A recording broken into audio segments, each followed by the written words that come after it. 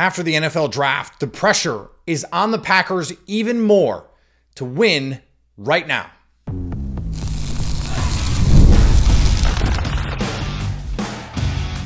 You are Locked On Packers, your daily Green Bay Packers podcast. Part of the Locked On Podcast Network, your team every day. You are Locked On Packers, part of the Locked On Podcast Network, your team every day. I'm Peter Bukowski, and I cover the Packers for The Leap, a newsletter I would love for you to subscribe to. Follow me on Twitter, Peter_Bukowski. Follow the podcast on Twitter, Locked On Packers. Like us on Facebook. Subscribe to the podcast to iTunes, Spotify, Google Podcasts, wherever you find podcasts. You will find Locked On Packers, the #1 Packers podcast on the internet, and the show for fans who know what happened. They want to know why and how. Thanks to everyone who makes Locked On Packers their first listen every day. We hope you like starting your day with us as much as we like starting our day with you. Today's episode brought to you by Monopoly Go. I admit it, I have a competitive side, and it is a big fan of Monopoly Go, the mobile hit twist on classic Monopoly. So join your friends and download Monopoly Go now, free on the App Store or Google Play. I said it on draft night.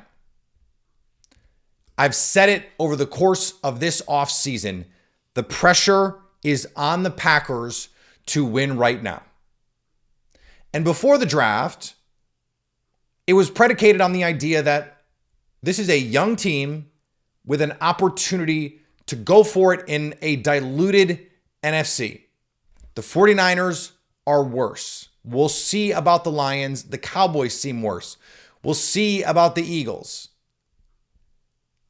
Those are the teams, that's the water the Packers are playing in.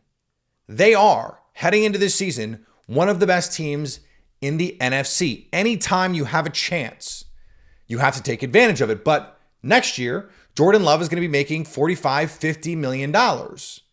You're going to have to pay Kenny Clark, or you're going to have to replace a stalwart of your defense. Either way, that's a tall ask. It is only going to get more expensive when these young players, in a year when Zach Tom needs a contract, whether he's being paid as a center or a tackle, he's going to get paid. So fast forward to the NFL draft. The Bears knock it out of the park. They get Caleb Williams. They get Rome Odunze. The worst they are going to play will be this year in all likelihood. We're talking about blue chip talent. The worst seasons they will likely have will be this year. That Bears team is pretty solid talent-wise. And if Caleb is the guy that he's being billed to be, then this is the year to get them. The same is true in Minnesota. They draft J.J. McCarthy. Who knows what J.J. McCarthy is going to be? But if he's going to be good, this is probably the year he won't be. Or at least it will be the worst year you will see him play. They add Dallas Turner. Now, they don't have a lot of draft picks next year. In fact, I think they have like 2 in the top 5 rounds. But if they got a quarterback, none of that matters. You have some players on this roster, guys like Josh Jacobs, guys like Kenny Clark, guys like Preston Smith, who are entering that like late stage prime. And in the case of Preston Smith, we're talking about post prime. These are core players on your team. Most of this team is young. That's true. Jordan Love and the whole offense really is young.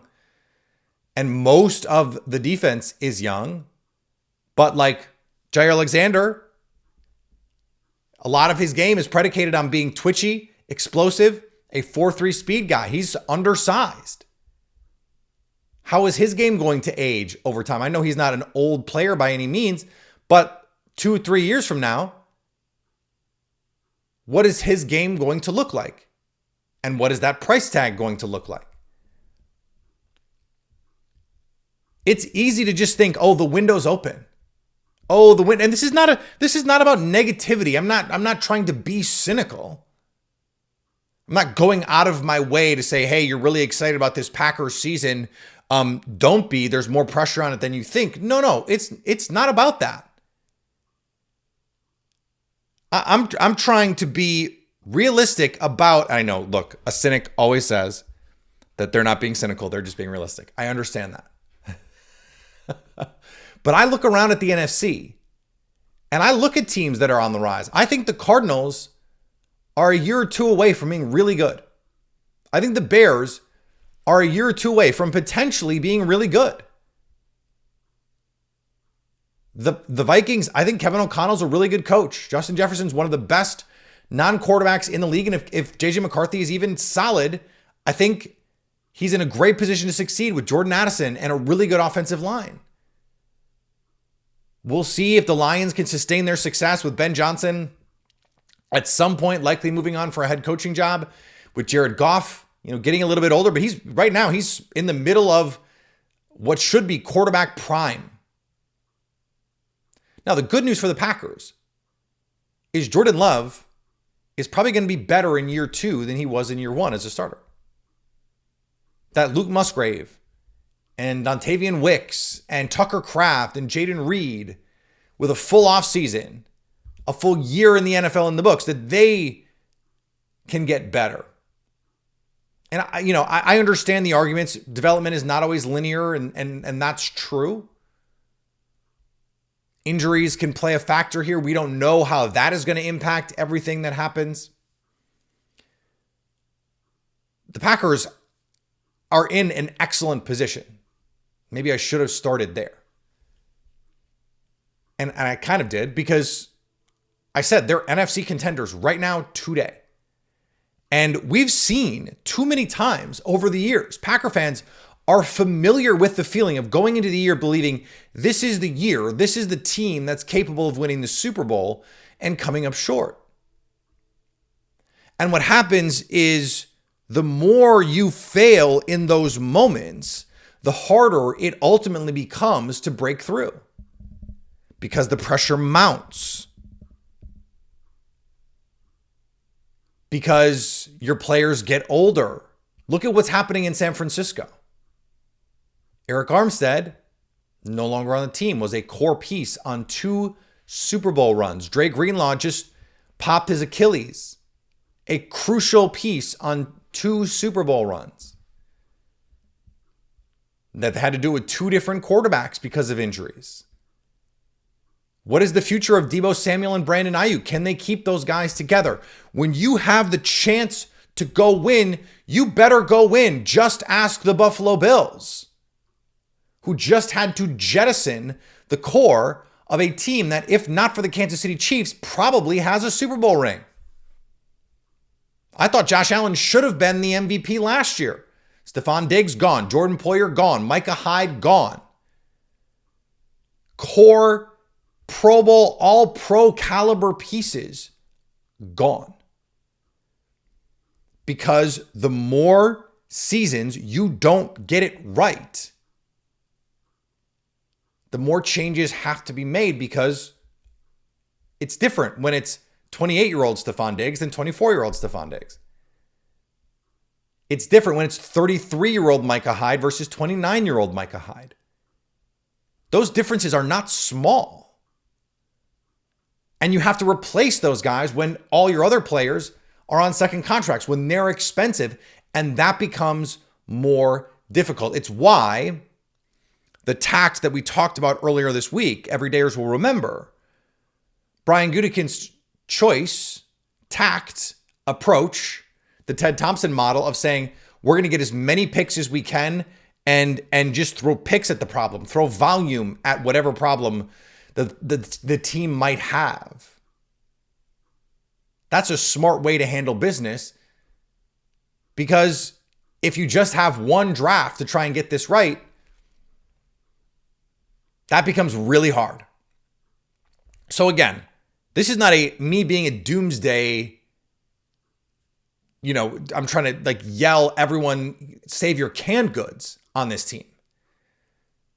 I don't know how you can not be excited about what this team can be. But I'm just telling you, this is going to be one of their best opportunities to win it. Doesn't mean it's going to be their only. Matt LaFleur's a really good coach. Jordan Love is a really good quarterback. They have some awesome, awesome young talent on this team.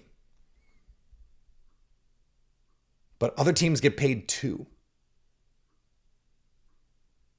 And some of them are going to have younger teams. Some of them are going to have less expensive teams. This is their shot. There is more pressure today than there was a month ago. That's all. I still think the Packers are going to be really good this year, and I can't wait to watch them. One of the players who is going to have a lot to prove this season, Eric Stokes. We're going to talk about him and some other players with a lot to prove. That's next on Locked On Packers. Today's episode brought to you by our friends at FanDuel. It's winner take all time in the NBA and NHL, and FanDuel's giving you a shot to bring home a big win of your own. Right now, new customers get $150 in bonus bets with any winning $5 bet. That's $150 to bet on spreads, money lines, player props, and more. I regret to inform you, over on Locked On Sports yesterday, I gave out the Pacers to cover in Game 6. And the Pacers covered in Game 6, meaning the Bucks are onto 1-2-3 Cancun. It's a win for me. It's a loss for the Bucks. Was it an emotional hedge? Yes. Do I regret it? No. So visit FanDuel.com/lockedon and make every playoff shot count. And just because the Bucks aren't in the playoffs, maybe you're not a Bucks fan. Plenty more reasons to get excited about the NBA playoffs because you can wager on it. That's what FanDuel does. FanDuel, America's #1 sportsbook. And thanks to everyone who makes Locked On Packers their first listen every day. Are you watching Fox Sports or ESPN on your TV all day? Have to turn down the volume with all that shouting? Make the switch to Locked On Sports today, a free 24/7 streaming channel programmed for you every day to bring you the biggest sports stories without all the screaming. Locked On Sports Today brings you can't-miss analysis, opinions, and news, streaming 24/7 on YouTube or the free Amazon Fire TV channels app, part of the Locked On Podcast Network, your team every day. The Packers declined Eric Stokes' fifth-year option, which means he will be a free agent in a year's time. They declined almost $13 million, which frankly is a reasonable number to pay a starting cornerback, but he may not be a starting cornerback for the Packers. Now, they think he looks good. We've heard that. Brian Gutekunst also told us, though, after the draft, and shout out to one of my longtime Twitter followers for pointing this out. Brian Gutekunst mentioned in his post-draft commentary that they would have taken a corner earlier had the board fallen a little bit differently. And it's not hard to imagine that might have been the 91st pick. Now, I would have taken Kyrie Jackson. I would have taken TJ Tampa. And so those will be sliding door moments. We'll see if Tyron Hopper can account for the gap in value that was lost there, not taking one of those players. We'll see. But it seems like they still have some faith, or have not given up hope, at least, in Eric Stokes. And that's a reasonable thing to do, given the way that he looked early on in his career. But he's got to stay healthy. They have Carrington Valentine, who I think is going to push him for a starting job, although I think it will be Eric Stokes' job to lose. And he is a good fit for this defense under Jeff Hafley. But there is a tremendous amount of pressure on him to perform. And the Packers don't pay mediocre starters. You're either a high quality starter and you get paid, or you walk. That's been their MO forever. Like, you wonder how, Colin Jenkins, though, the Colin Jenkins thing, he was getting older. I think that was more about that. But like Casey Hayward, they just didn't view as a high level starter, so they let him walk. Micah Hyde, they just didn't view him as a high-level starter in their defense. They let him walk. And then the older players, of course, like the Corey Linsleys and the Brian Bulagas of the world. Eric Stokes would be a second contract guy. Darnell Savage was a second contract guy. They were starters. And at various points, capable starters, but they weren't top-level starters. Those guys get paid. When you look at the Packers' history, the really good players, the no doubt, you don't have to squint test kind of players, they get paid. The Davante Adams thing was kind of an exception. That was a unique situation, though. Davante wasn't really sure of the future of Aaron Rodgers. and I think he wanted to go to Las Vegas. That's a little bit of a different situation. He said recently on a podcast that if they had just given him a better number originally, he would have taken it and would have been irrespective of what Aaron Rodgers was going to do. That's an interesting little nugget in there. But Eric Stokes is going to have to be really good to get a contract. Now, maybe they could do, some sort of 1-year prove-it deal, but they generally don't do that. It's why I thought maybe they would go the Jordan Love route with this and give him a 5th year that was at a lower number. And so it's essentially like him signing an extra year on a prove-it number. I think we have to be ready for this to be the last year that Eric Stokes is a Green Bay Packer. That's true, not quite to the same extent because class of 2021, but there are 3 players in the class of 2022 who also have a lot of pressure on them this year to perform because decisions have to be made. I wrote about this today for The Leap, a newsletter I would love for you to subscribe to. And it's the first 3 picks in that draft. And I've taken a lot of heat for whatever reason for criticizing Quay Walker's play. I don't know why. He has not been good. Pick a metric. A lot of tackles is not proof of a good player. And he didn't actually have that many tackles. One of the 5 worst linebackers Pro Football Focus graded to play as much as he has over the last 2 seasons since he's been in the NFL. That's like whatever you want to say about Pro Football Focus. On the ends, they are right.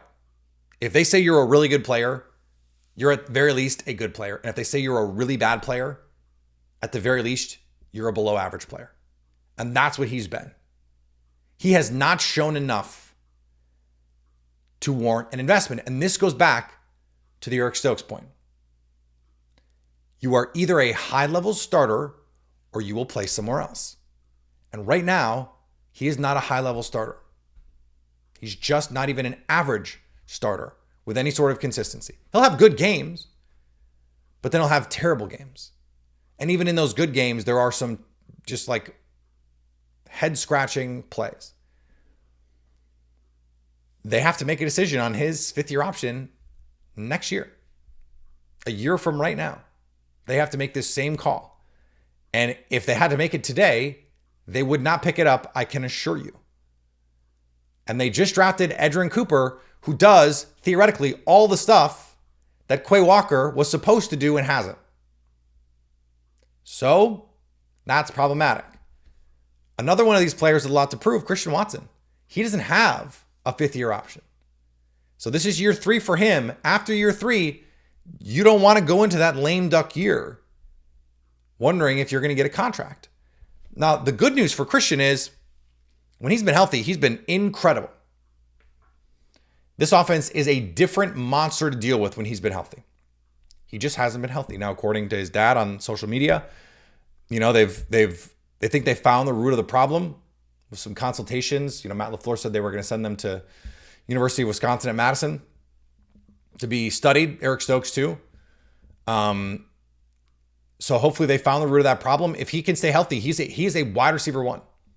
Like I still believe that. I have not stopped believing that. And if he looks like that, then he will. I probably get signed in the middle of year 4, one of those October, November, December kind of things. But he can pay like a wide receiver 1. Like he could command T. Higgins money. That's what's on the line for him this year.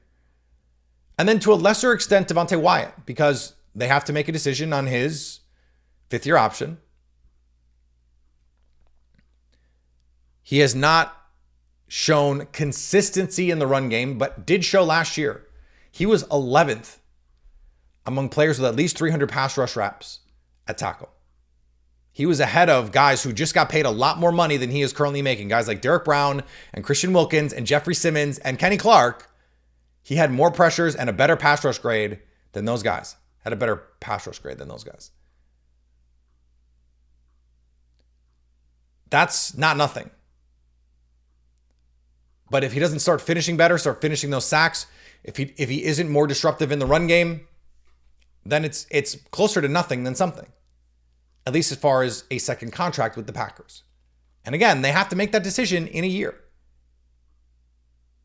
So they don't have someone breathing down his neck to take those spots. You need Carl Brooks and Kobe Wooden and those guys with Wyatt, especially if Kenny Clark is not going to get an extension, though it seems like the Packers want to make that work. We'll see. It hasn't happened yet. But they need him.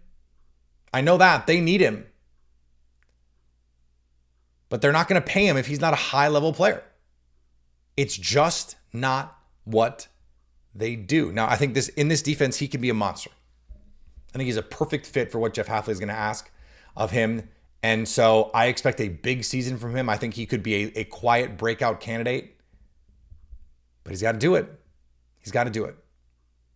All right. We're going to close today with a little optimism and a little discussion about why the Packers were so good last year at scoring when they had a chance to score. That's next on Locked On Packers. All right, game off. We got to pause here to talk about Monopoly Go. I know what you're saying. Flag on the play. You already talked about that. But there's just so much good stuff in this game. In Monopoly Go, you can team up with friends for time tournaments where you work together to build up each other's boards. The more you win together, the more awesome prizes you unlock. And there's so much more to get. Unique stickers you can trade with friends to complete albums for big prizes.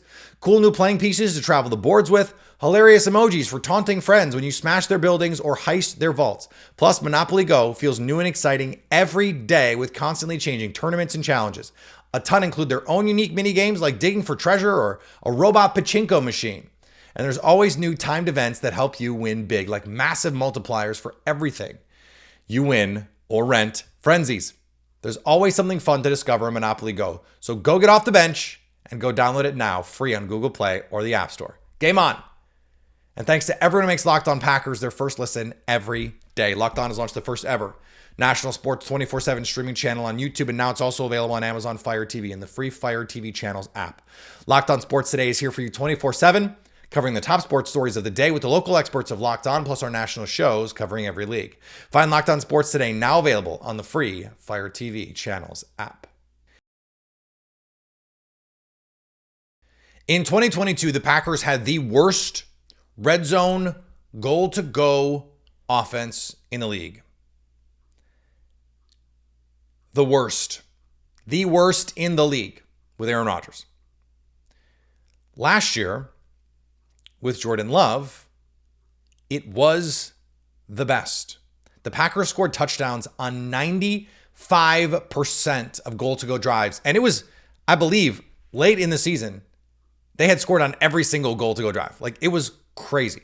They went from the worst team in the league scoring goal-to-go situations to the best. It was number one of any team in the true media era, which goes back to 2000. This is according to Sharp Football Stats. The next closest team was at 83%. How did this happen? Well, the answer is quarterback play. Aaron Rodgers' success rate in goal-to-go situations, a 32% success rate. He completed only 54% of his passes, 7 touchdowns, 2 interceptions, minus 0.75 EPA per attempt. Jordan Love had a 61% success rate, almost twice as successful per attempt, with a 61% completion percentage, 11 touchdowns, no interceptions, 0.80 EPA per attempt. In goal-to-go situations, Love was first in success rate, first in EPA per play, first in TD rate, first in sack rate, and first in sack plus interception rate.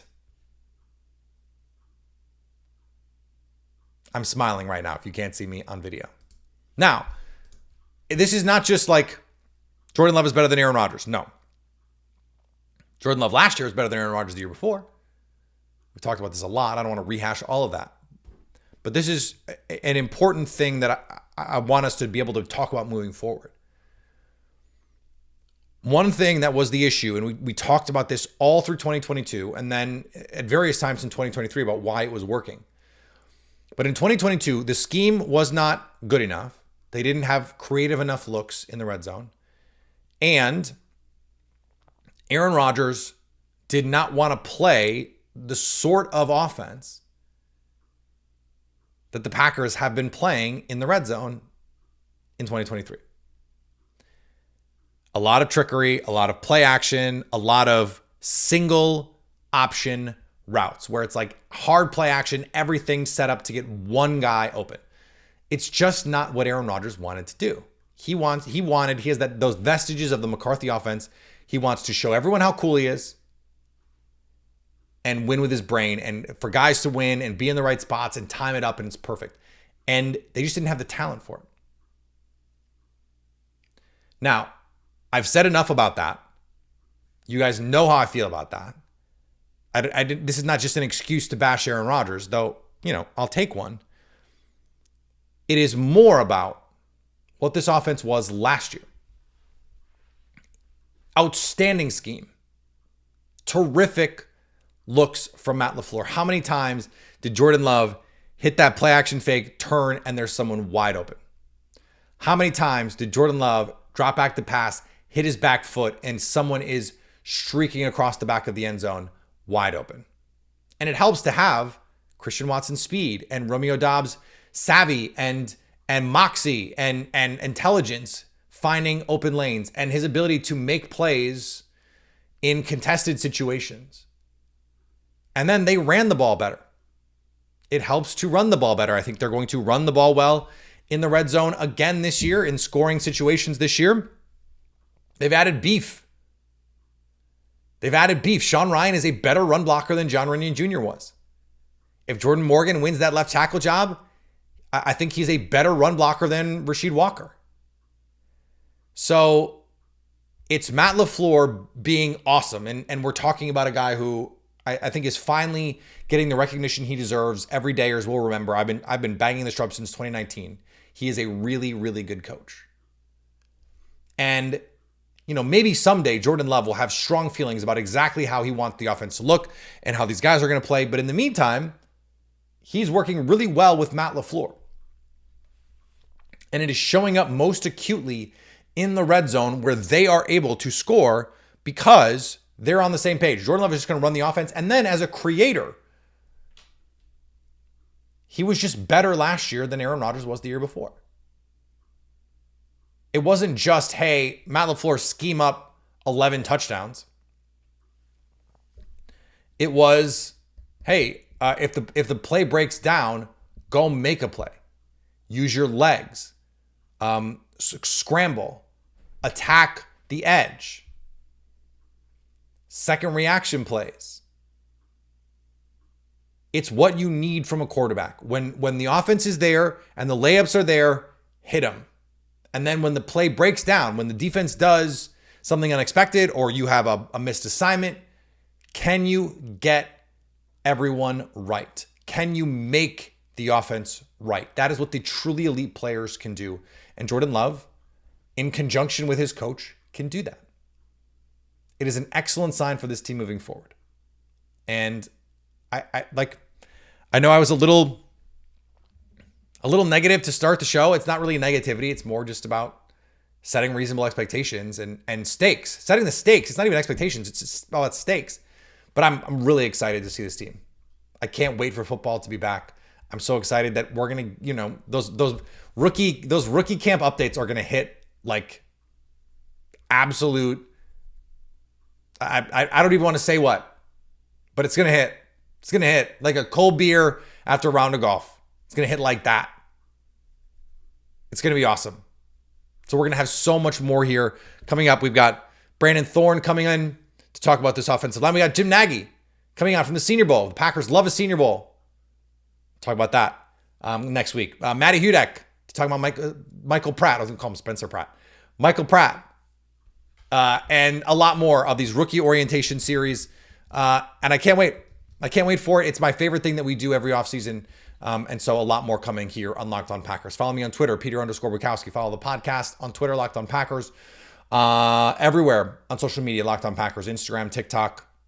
Go find us there. Go subscribe on YouTube so you can stay Locked On Packers.